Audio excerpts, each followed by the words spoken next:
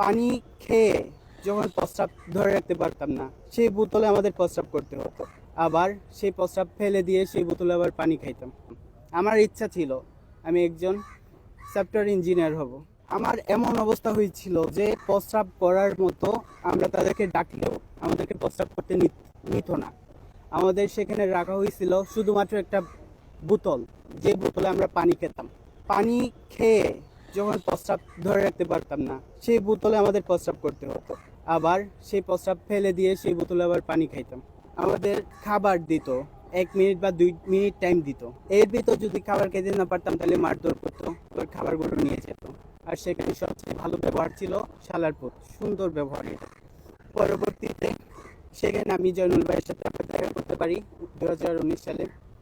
যদিও চোখ বাঁধা আর হাত বাঁধা থাকতো, কিন্তু কোনো একটা সুযোগ পাইছিলাম যে গোপনে তাকে আমার সামনে রাখা হয়েছিল কোনো একটা ছেলে।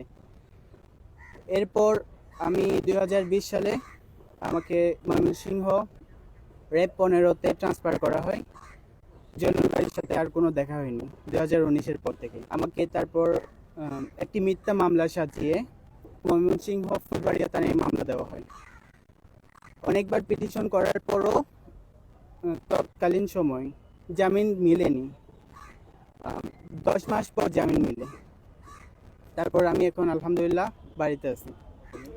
আমার দাবি হলো, যারা এরকম অন্যায়ভাবে বিচার বহির্ভূতভাবে যারা মায়ের কোল থেকে সন্তানদের কেড়ে নিয়ে এসে মিথ্যা নাটক সাজিয়ে একটি ছেলের জীবন ধ্বংস করে দিতে পারে। আমি তখন ইন্টার পরীক্ষা দিচ্ছিলাম।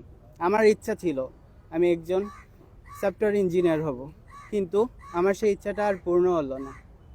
আপনাদের কাছে আমার দাবি, শুধু আমি না, আমি যেখানে ছিলাম সেখানে 10টা সেল ছিল। এইভাবে সেখানে নিয়মিত মানুষ আনা হতো নেওয়া হতো, যেটা আমি বুঝতে পারতাম। এভাবে তারা অসংখ্য মায়ের বুক খালি করছে। যারা এভাবে মিথ্যা নাটক সাজিয়ে মায়ের বুক খালি করছে, আমি তাদের প্রত্যেকের বিচার চাই।